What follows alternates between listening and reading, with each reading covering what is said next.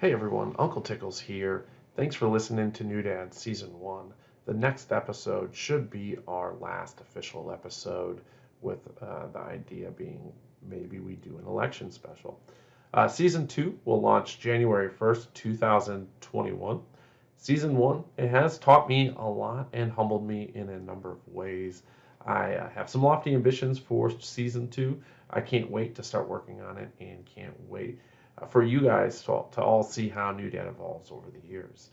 Some house cleaning to do.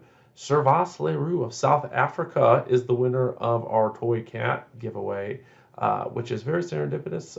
Congratulations to Servas. He was the winner. He didn't know this at the time, but a few weeks before he actually had his son, but he just had his son recently, I think this week. So congratulations to Servas for the toy cat and also the new baby boy. Um, I wanted to also give our listeners a reminder as the days start to become shorter. We turn our clocks back later this month. Also, it's an election year. That's draining mentally, emotionally. If you're on social media, COVID seems to be revving up for its second wave, and with that is going to come more restrictions, and that's going to coincide for winter for a large part of the country. Make sure you check in on your friends. It's easy for all of us, myself included, to get stuck in our little bubbles, and that's lyrically and metaphorically. So let's do some check-ins on our pals, even the strong ones who you don't maybe think need to have you check up on them. So don't forget to do that. And lastly, don't forget to vote. Very important. And I'm sure you've heard it a million times, and from people that are gonna carry a lot more weight than myself. But just in case, I'm that little nudge you need to jump and do it. Go out and do that. As Prob Cause famously says in Muffuggers, sit your sorry ass on the ground until you stand for something. I think that's an appropriate time to say, Prob, take us away.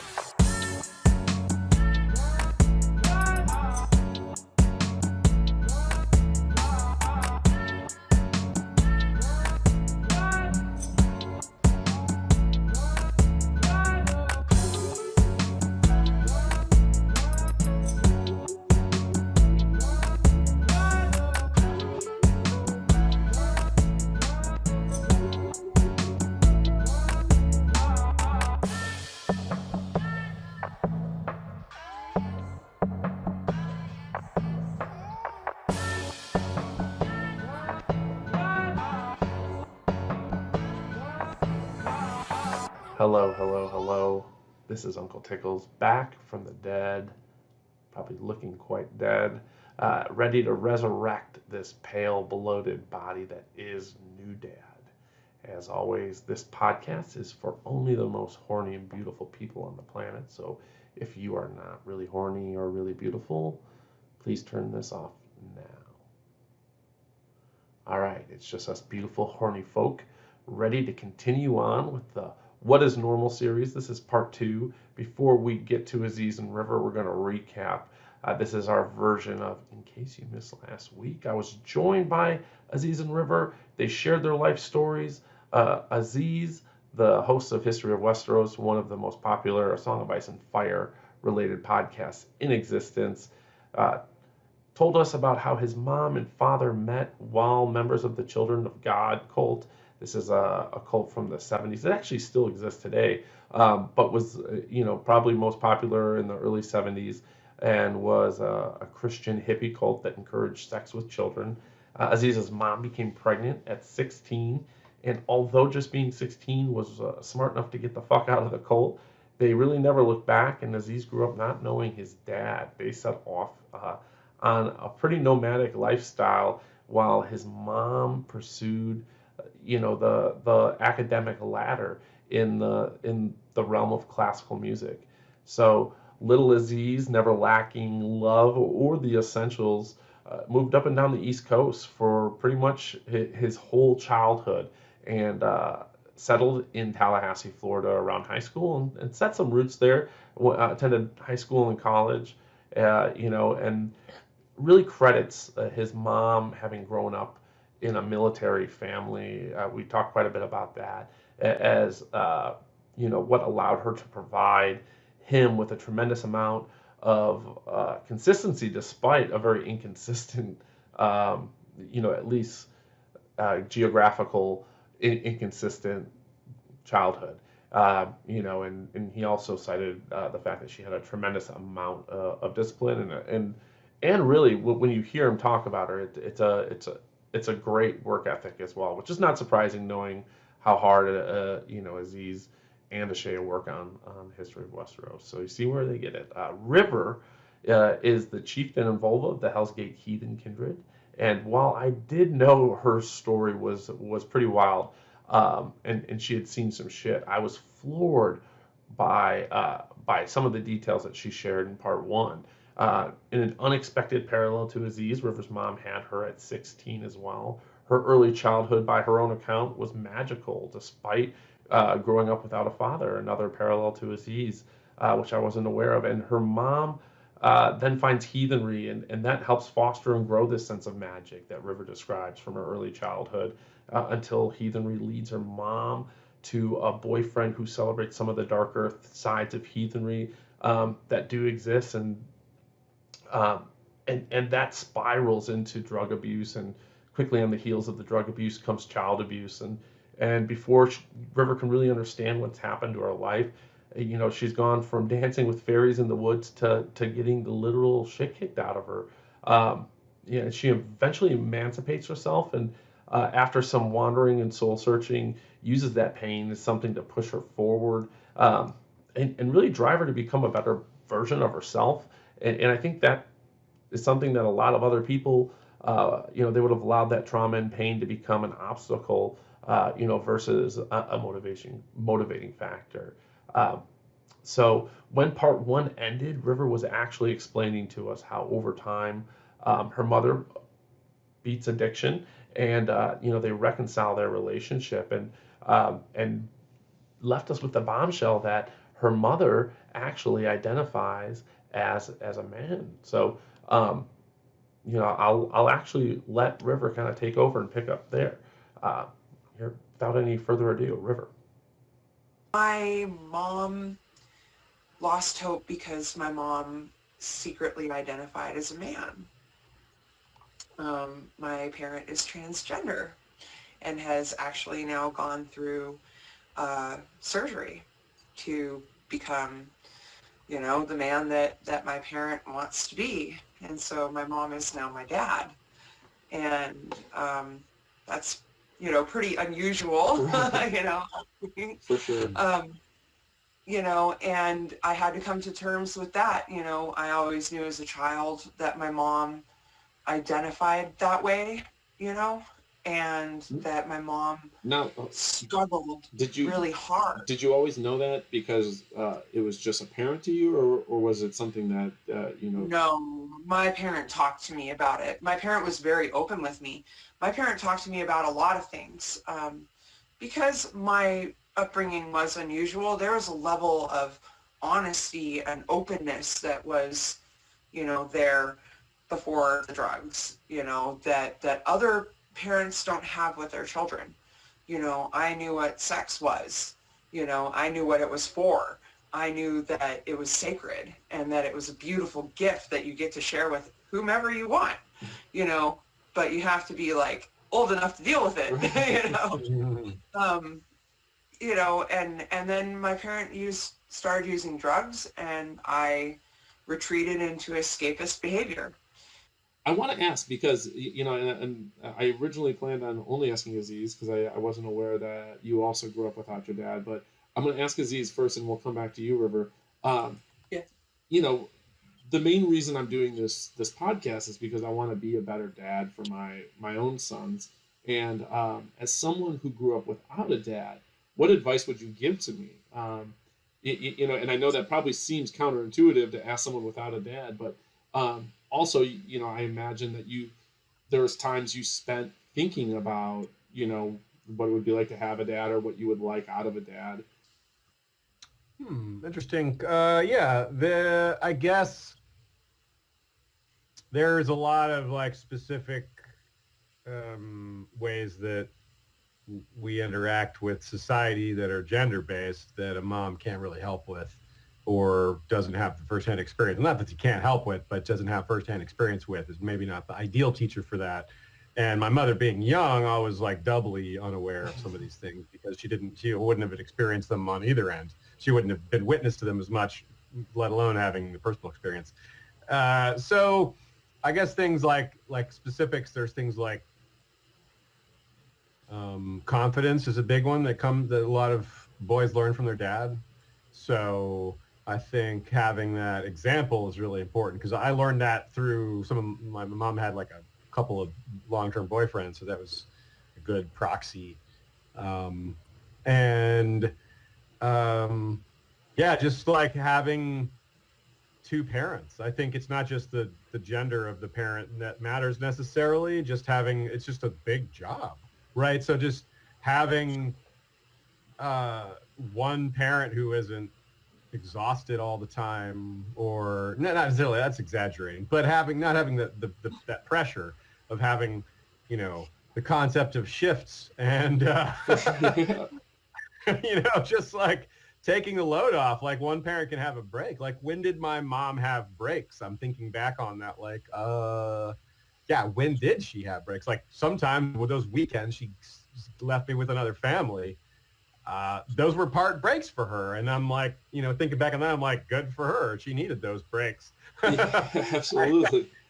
Even though I could be just left alone, I was reasonably independent. That's still like not having to worry about her, just having the house to herself or something like that. Well, I'm sure that was nice occasionally. So those are kind of things that like indirect effects that it's hard for me to speak to, but I can identify them without knowing what the impact was. Saying like if there had been a second parent there, then my mom could have spent more time doing this or been a little more relaxed about this because she had more downtime for herself, or maybe it would have impacted her career. Like she already worked really hard on that. She's had a very successful career, but for all I know, it could have been even more, Well, who knows? I think it's very interesting that, I ask you this and your immediate thought goes to how having a dad around would have helped your mom, and you're not thinking about how it could have potentially helped you. Yeah, because that's exactly like I'm. You're always thinking about your mom first. Well, it's not just that; it's that I don't like. I don't know. Yeah, no. What it would have, I don't know what it would have done for me, but I can tell. Like that's more a structural thing. Like emotionally, I'm not describing how my mother would have felt or what it would have done. It's just more like clearly, she would have had more time for this or that. That's just easier to see from a structural, logistical point of view. For me, yeah, in terms of me, like maybe if I had a father, would have taught me how to do more things. I would have learned more skills because it's a second person, Right? Yeah. who's teaching things. It's going to have different things they know. And if my mom taught me lots of things, a second parent would have taught me lots of things too. I don't know what the things would have been, but there would have been things. Or just another adult. There was room for me to have had more parenting, and that would have been, because there was plenty of non-parenting. So. Assuming that's good, assuming it was good parenting, Right? Yeah. We're taking that for granted, I guess, but that's a fair assumption. That I just would have learned more things, and I don't know what they would have been like. More knowledge, more. Maybe I would have learned more about picking something at random. Cars. Right. I don't know that much about cars. Maybe my father would have taught me about that. I don't know. Mm-hmm. That's something that a lot of dudes seem to know about, and I don't know anything about cars. Carpentry, right? Maybe you would have been a carpenter. Yeah, who knows? Yeah, exactly. Just things. I don't know what they would have been, but I would have had. I mean, it would have been at this like instead of maybe reading, so it wouldn't have necessarily been good. Yeah. Well, how did your mom talk about your dad as you were growing up? Was it something that she was very open about, or was it something that that was kind of a sore subject for a while?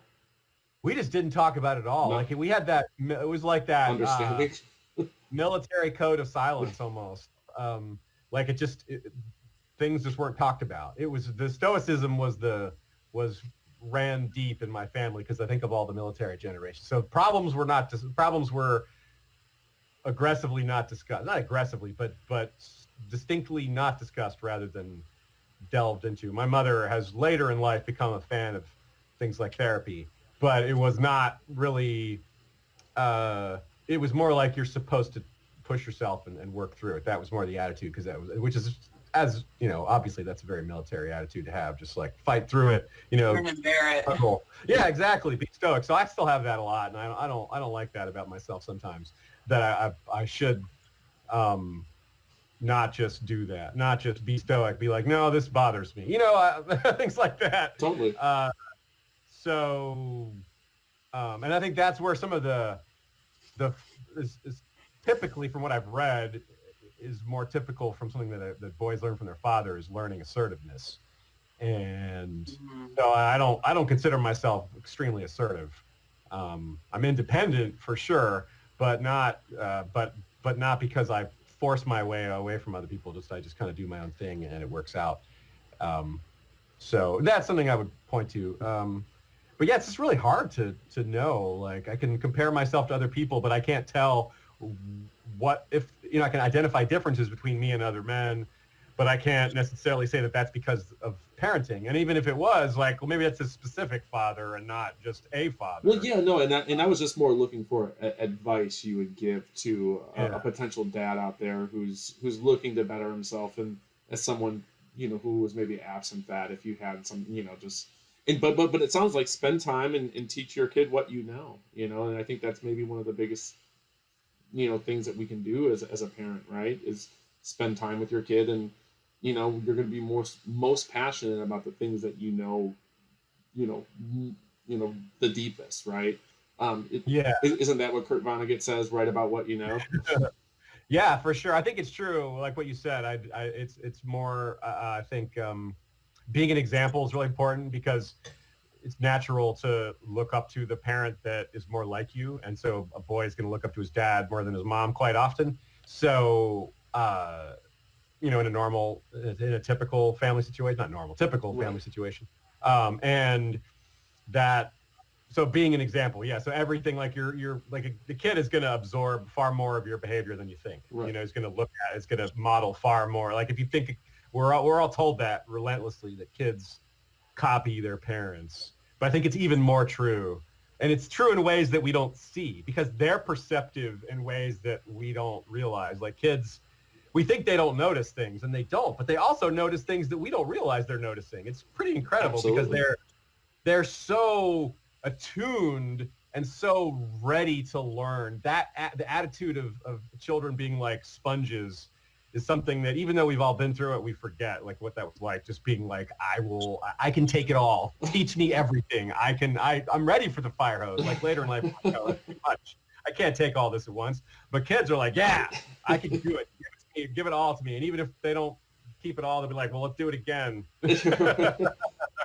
Then I'll get it, yeah. That enthusiasm is really powerful. So it's something you can leverage, I think, as a parent. If you look at it as like a resource, you say, look, these children have such enthusiasm for learning.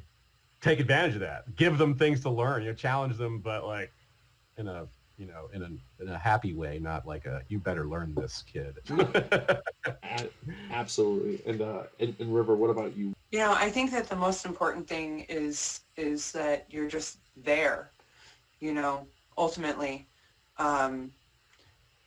My dad missed out on experiences and memories and,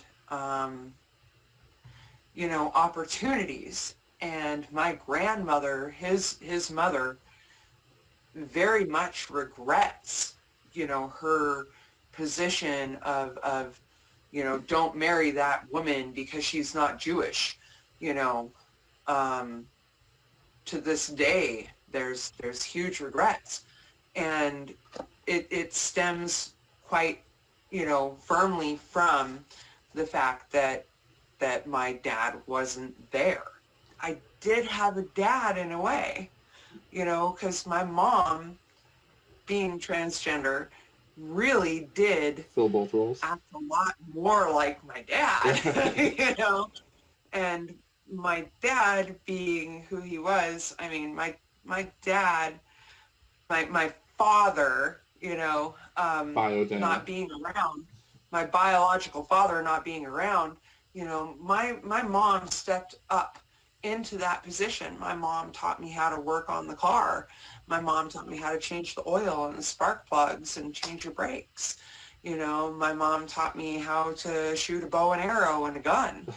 And, those are things that your father would traditionally teach you how to do. My mom did not teach me how to do my makeup. I don't know. Just, if you can be there for your kids. They will appreciate you for it. Yeah, I think that's pretty simple, and I think it's something that is easy enough for most of us to take to heart, and no one should really have a hard time understanding that presence is an important part of being a parent. We'll kind of go to these unusual upbringings and the effects that they can have on children. We talked specifically about how it's affected us in some very specific ways. I've always been interested with this idea that, when you look at a lot of famous people, people who are extremely talented in a given industry, you find they have these unusual upbringings. I had a couple that I had, I have Richard Pryor on my shirt here, who was born to a prostitute and a violent pimp. Charlie Chaplin, famously was kind of left to fend for himself at the age of, not just himself, him and his brother at the age of 10. His mother was insane and his father passed away. There's just, Aziz brought up the Children of God cult, but, there's the whole Arquette family. They were part of a commune. Winona Ryder grew up in a commune. Glenn Close grew up in a cult. Rose McGowan and Joaquin Phoenix, the Children of God. Jim Carrey and Jewel were homeless at different points of their lives, or living out of a car. And, there's these examples where you see these unusual, I'm very cautious to attach the word trauma to unusual because it's by no means a correlation. But I do want to talk about this idea. Is this something that you guys have ever spent any time thinking about, the connection between trauma and ability? And we'll get into the pop culture examples because I think those are very heavy and there's some very near and dear to our hearts. River, you look like you have some something to say about this. Absolutely. Trauma and hardship go hand in hand with unlocking ability. Since ancient time, it's part of the heroic cycle. Joseph Campbell talks a lot about this, about the heroic cycle and how to become a hero and how to become, the hero's journey. Yeah. And what that is, and the journey of becoming a shaman and becoming enlightened.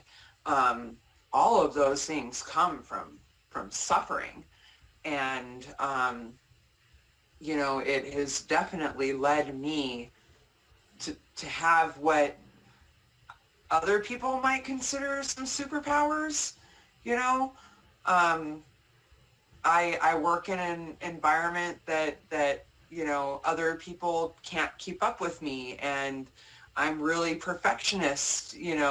As a baker, the bakery that I worked at was nominated for the James Beard Award while I worked there. Okay. And it's a big deal, and it's partially because of the dedication and the ability to just like transcend yourself that comes from hardship. I think my favorite example of this is Arya Stark from A Song of Ice and Fire. She is totally 100% a child of trauma. She is a person who is subjected to watching her father die horrifically in front of her, and then is separated from her family and further subjected to horrors. And then she meets, the older, male mentor, which I myself met, and have a mentor, who's very much my Jaqen H'ghar. And so I felt very much, like Arya, and how my traumas helped to shape, the skill that I, took, because it pushes you, those feelings of like vengeance, wanting to get back at my stepdad, really pushed me to do things like learn how to knife fight, learn how to sword fight, learn how to be a marksman, learn how to be a demolitions expert. Why? Because maybe one day, I might have an opportunity. But, luckily his name has been taken off my list. No, I'm glad you brought up A Song of Ice and Fire. Aziz, no one better here to talk about this trope in A Song of Ice and Fire. Well, yeah, I guess I certainly agree in general that it's a real thing. And yeah, it's difficult to speak to in some ways because it's so, it is really such a common part of stories that I think the reality of it kind of gets lost sometimes.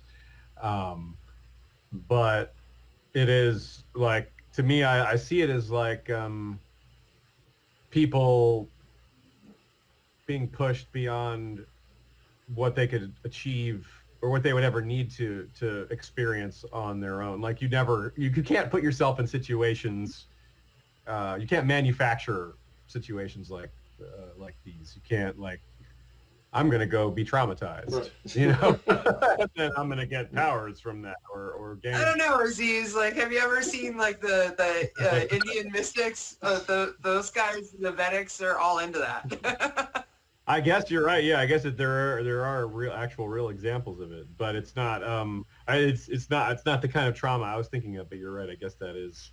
Yeah, I guess I'm more thinking about it from the upbringing side, where you can't really manufacture it that way. You're right. That's true. As an adult, you can seek. There's certain. You're totally right. I wasn't really thinking about that, but yeah, if we can cordon off those two examples and treat them separately, yeah. So I guess there's certain kinds of trauma you certainly can't manufacture, but other kinds you can. Certainly, like deprivation and seeking out certain challenges that way. Extremes, things like that. Yeah, that definitely pushing yourself. I mean, that's very. I have a lot of respect for people who can push themselves really far towards making themselves better. That's the instinct or the motivation behind it, and that's part of, like, right there. That sounds heroic, right there. Someone's out there harming themselves or experiencing something really intense and painful to make themselves better. And it isn't just for themselves, though, because if you're making yourself better to that degree, you're not doing it for not for standard gain. I mean, you're certainly gaining peace within yourself, so there is a personal gain to it, but you're not doing it for Selfish reasons. right. Yeah. It seems more altruistic. Yeah, It is. that's a good word for it. Yeah, that fits Because really. usually these people are intending to become better people for their community. Yeah. Ultimately, that is the hero's journey, is ultimately that you return to your community and provide the service of being the hero. Through your traumatic experience, you learn things that other people haven't, like, how to deal with killing people. Like, It's so interesting because you're going somewhere else to ultimately try to restore some kind of status quo. So it's like you're learning new things to get back to where you were, which is such a, I mean, that's a kernel of a lot of philosophy right there, like especially like Taoism, where you're just trying to be more childlike with everything, which doesn't mean you're trying to be childish, but but you are trying to, like, those feelings of joy and that learning like a sponge, like, that is good. Emulate that. Now not running around and not other aspects of being a child are not necessarily things you need to emulate. But yeah, like that's really neat. Putting all those things together and trying to learn from them that way.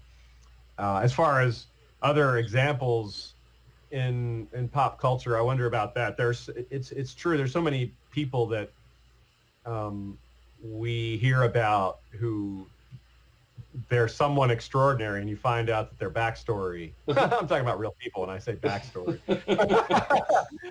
That it's something outstanding, not necessarily in a way that you would call positive without seeing the results. It's like, oh, that's a rough upbringing, but then they did something amazing. But then you hear about the fact that they had like 2 or 3 brothers and sisters that didn't go very well for them, right? Like, yeah, they're the exception to the rule, not the other way around. Yeah, when you have something like the most extreme I can think of at the top of my head is like Genghis Khan, who like the situation that those steppe people were born into is unbelievably kill or be killed, right?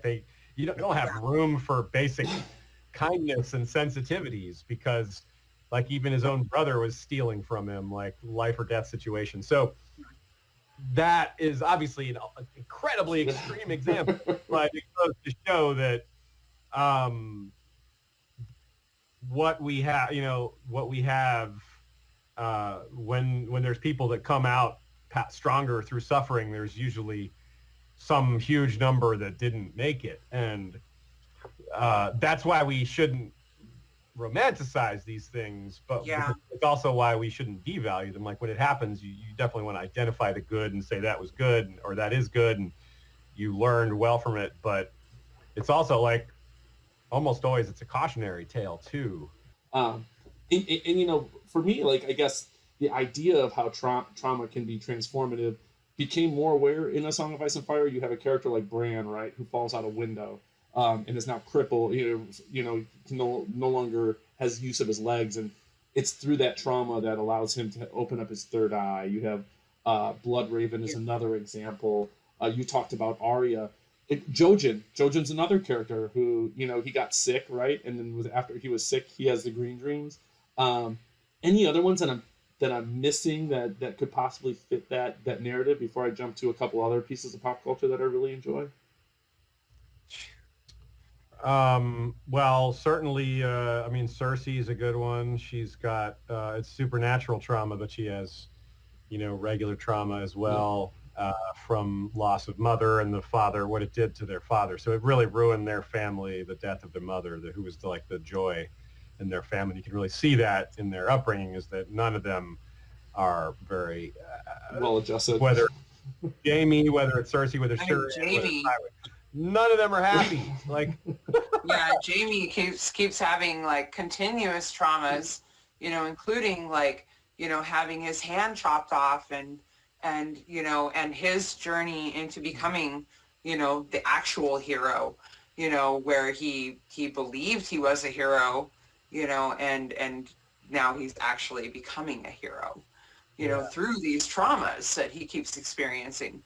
I totally, George really just like, he understands trauma. He understands, childhood trauma. For sure. Yeah. The Stark children just handle their emotions a lot more maturely than the Lannister adults, which is really really telling, because then that's all upbringing, and you're right, it is really well done because it's consistent. And you notice that the Stark children had both of their parents. The Lannisters only had one of their parents.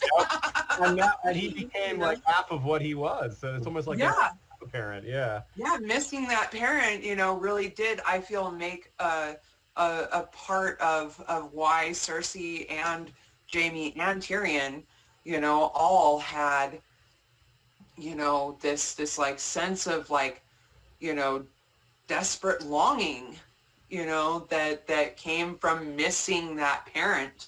Cersei and Jaime often talk about how, having that parent not be there, hurt them. And Tyrion often talks about how he wonders what his life would be like with that parent there, and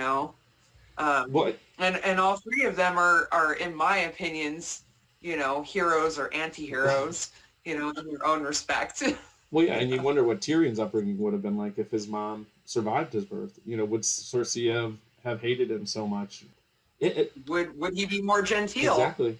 100%. But yeah, even like Walder Frey taught imbued some sense of family in his some of his descendants. So even and Joanna was almost certainly had more influence than that. So yeah, you could see it being just massively different. Like Cersei would have been encouraged to treat them their family like a unit instead of being Yeah. adversarial. Instead of a tool Yeah. for her to use. Agreed. I mean, and outside of A Song of Ice and Fire, you can pretty much look at almost any comic book, right? And it's, you know, a lot of those are transformation through trauma, or, you know, even if it's just a radioactive. Yeah, look at Batman. Yeah, radioactive spider bites. You have your parents being killed. Yeah. All sorts of trauma-filled transformation there.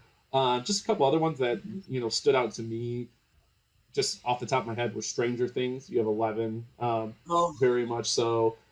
Absolutely. One of my Firefly. yeah, one of my guilty pleasures. And I know a lot of people found this very corny or cheesy, but the OA, I love that first season of the OA. It was actually okay, other than like the dance. See, I love the interpretive dance. I did love the. And then one that's super popular right now, as the third season is out and people are devouring it, is Dark. Haven't seen it yet. German, highly recommended. Michael Clarfeld highly recommends. He does, that yeah. one. Michael Clarfeld, a beautiful soul and a former guest of the New Dad podcast, recommends that, as does a number of people from the History of Westeros Facebook group. So, any other ones that we're missing? Just off the top of your head? The Expanse. Oh, The Expanse. Like seriously, Totally. those like it's not a modern story, but like the main character, he nearly dies all the time, and people treat him like shit, and he has to go through some hard things, and people think he's crazy. Oftentimes madness goes along with the hero's journey, and like Bran and the descent under the mountain into madness goes hand in hand with that hero's journey. And becoming the hero oftentimes means being able to step outside of yourself and outside of your own ego. And trauma, oftentimes what happens when you have experienced like really, really intense trauma, and I don't like to talk about this very much, and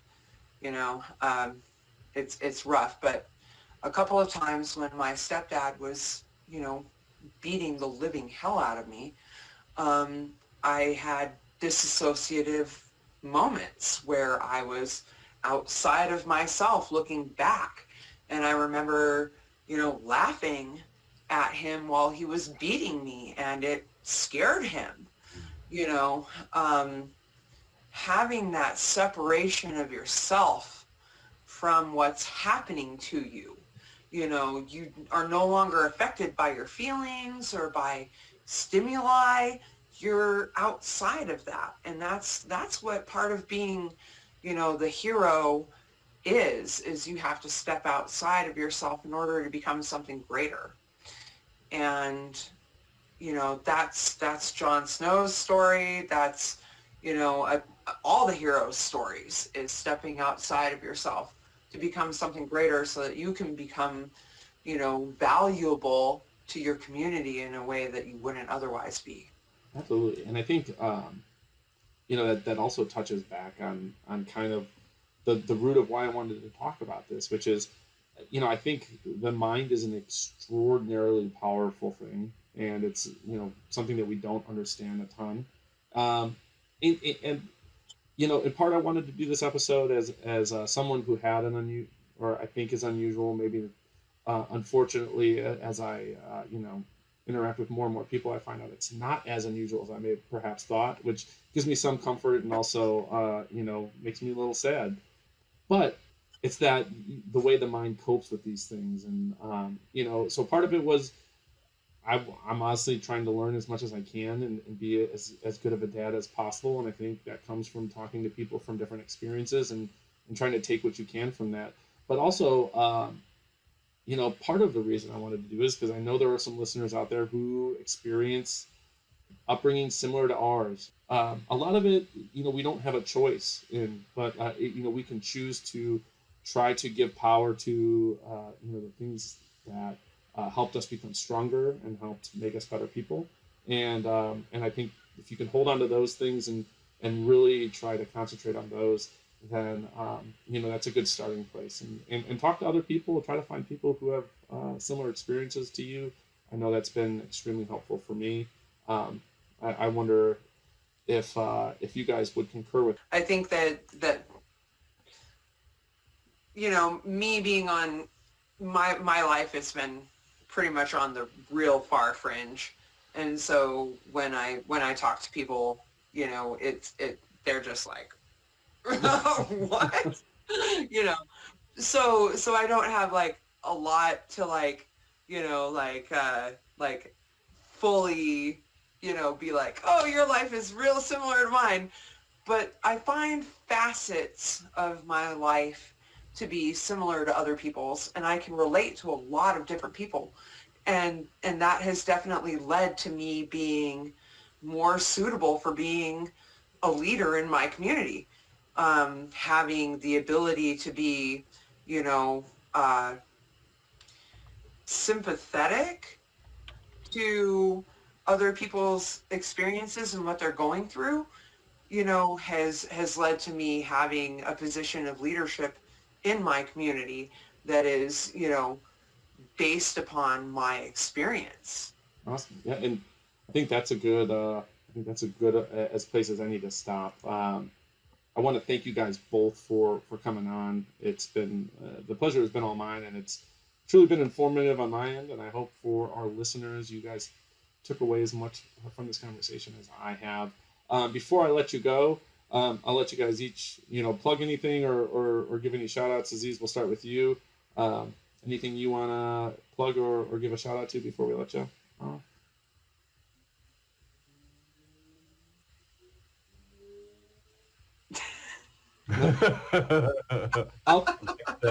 Aziz is being modest. Everyone go check out History of Westeros, please. If you are a fan of the books, they are currently, as I mentioned, doing a reread project.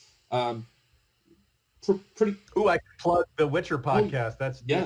So not a lot of people don't know about that. We started the podcast of surprise. Yeah, I'm a big fan of the Witcher books. They're really fun, and the show is going to bring a lot of new readers to it. So I think it's a nice growing fandom that'll be a nice community as well.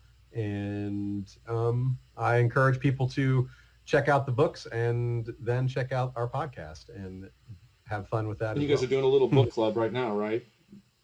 Yeah, we're about to release our first spoiler episode, but we're doing each short story one at a time, and then we'll do chapter by chapter, which is roughly the same length as the short story, so that works out nicely.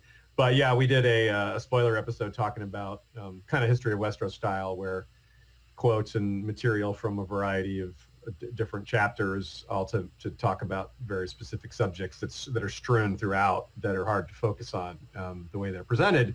But when put together, they make really interesting stories and really make the world shine a lot more. The world building really comes out. And I can attest as a listener of that podcast, it is a fantastic listen. If you are a fan of the books or the show, I would suggest checking that out. Aziz is joined by Mika and Kyle on that. And then River, anything on your end you want to give a shout out to or plug before we let you go?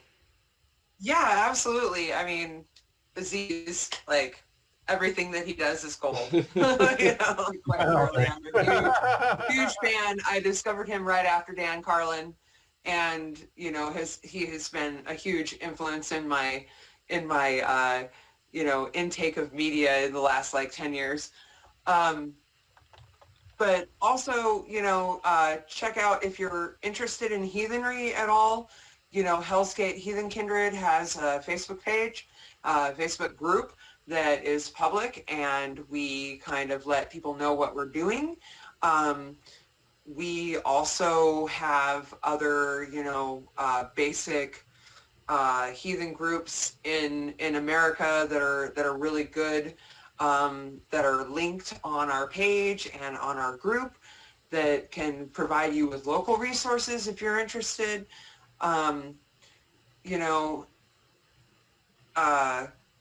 New Dad Podcast. That's right. Super fun. Check out Um, New Dad podcast. yeah. Please, go check out Heathenry. Check out the podcast of Surprise. Give History of Westeros a subscription on YouTube and a rate and review. Always, not just them, but New Dad podcast as well. Both of you, thank you so much again, and spent a lot of time talking to me tonight. I appreciate that. I look forward to speaking with you in the History of Westeros Facebook group here in the near future, Absolutely. which is where we do a lot of our conversing. Thank you guys for joining us tonight. Thank The you. pleasure was all mine, and Podcast, take us away.